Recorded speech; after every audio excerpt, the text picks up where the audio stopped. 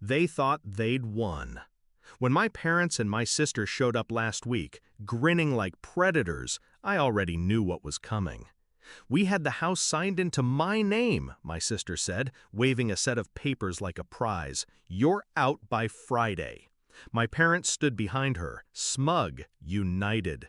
The family I bled for, now cutting me clean out. I didn't shout, didn't beg, I just smiled. You really think I'd let that happen? The estate wasn't just a house, it was history. My grandparents built it brick by brick, turning farmland into a legacy. I grew up running those halls, listening to my grandfather's stories, my grandmother's warnings. "Protect it," she told me once, her voice shaking. "This family eats its own. Promise me." I promised. When they passed, the will was clear, split evenly. But I knew what my parents were capable of. They saw me as weak, naive, easy to corner. So after graduation, while they were too busy scheming, I quietly moved the estate into a trust. Bulletproof, binding, a fortress they could never breach. Just in case. The signs of betrayal weren't subtle. The hushed conversations when I entered the room. The sudden interest my sister took in helping with the property. My parents pushing me to sign some papers for convenience. I pretended to play along. I let them think I was distracted with my career, too busy to notice. I let them whisper, let them believe. But every time they underestimated me, I sharpened the knife. I met with attorneys in silence, redrafted documents, recorded every suspicious message, every slip. By the time they forged their little plan, it was already checkmated.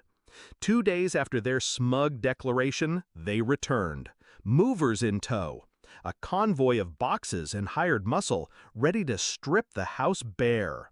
Their confidence was a stench, thick, suffocating. But it evaporated the second they reached the porch. Because I wasn't alone.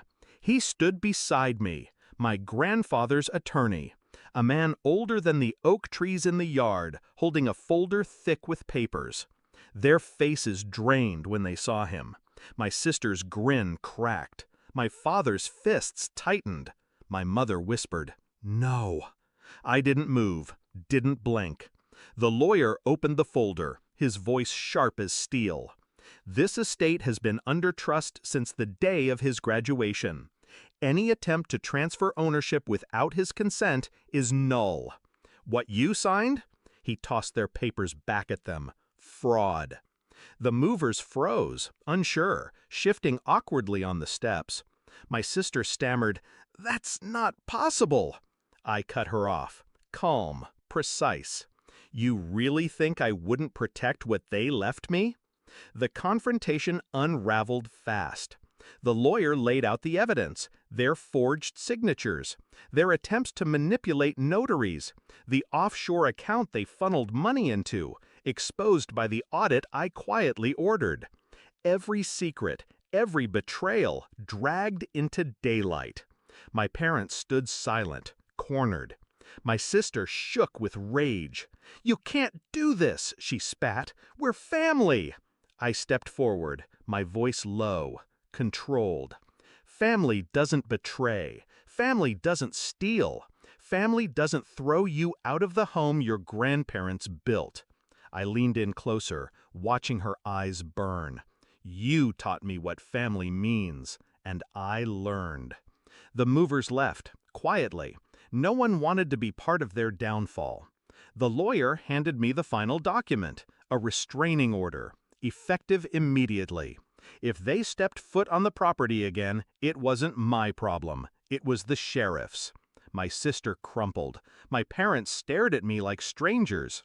For once, I didn't see them as powerful.